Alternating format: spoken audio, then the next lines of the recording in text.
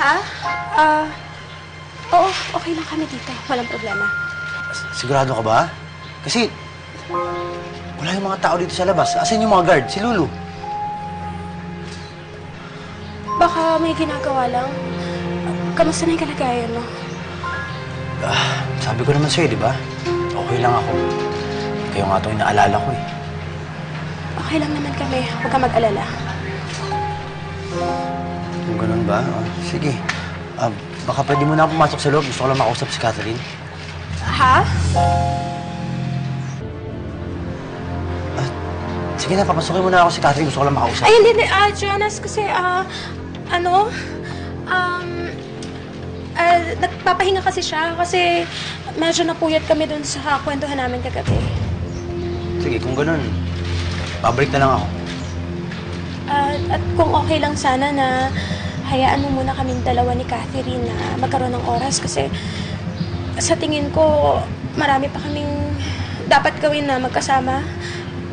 Okay lang ba na ibigay mo yun sa amin? Jonas, please. Sige, kung yan yung gusto mo. Pero kung may kailangan ka, may problema dito, sabihin mo na sa akin na kahit ano pa yan. Ha?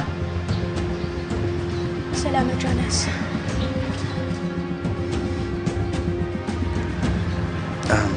Pasensya ka na, ha? Papasok na ako sa loob. Kasi magluluto pa ako ng paborito ni Catherine na pagkain, yung spaghetti. Gusto ko kasi lagi siya sa sorpresa. Sige. Mauna na rin ako.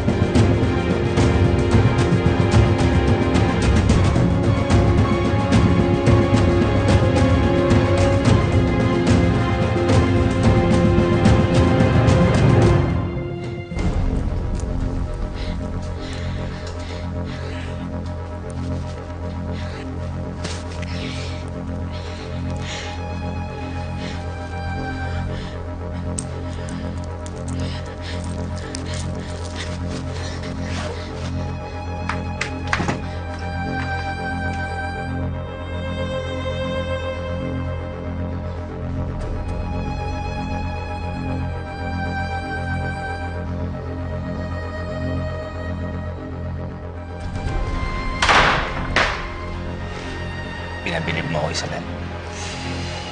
Ang galing mo. Ngayon, may oras na tayo para sa isa't isa.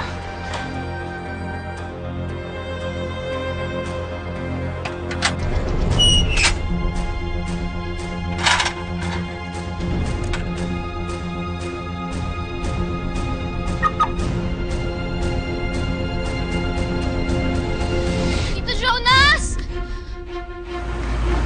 Tito Jonas! Tito Jonas! Catherine! Tito Jonas!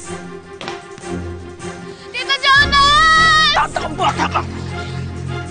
Tito Jonas! Sino ka ba? Tito Jonas! Sino ka? Sige pa, Catherine. Hindi ko madinig eh. Tito Jonas! Tito Jonas! Tito Jonas! Wala pare. Ibang-iba talaga si Isabel eh. Isipin mo naman pinaalis niya ako dahil ang gusto niya, silang dalawa lang daw yung mag-ina dapat magkasama. Wala naman nakakapagtaka dun.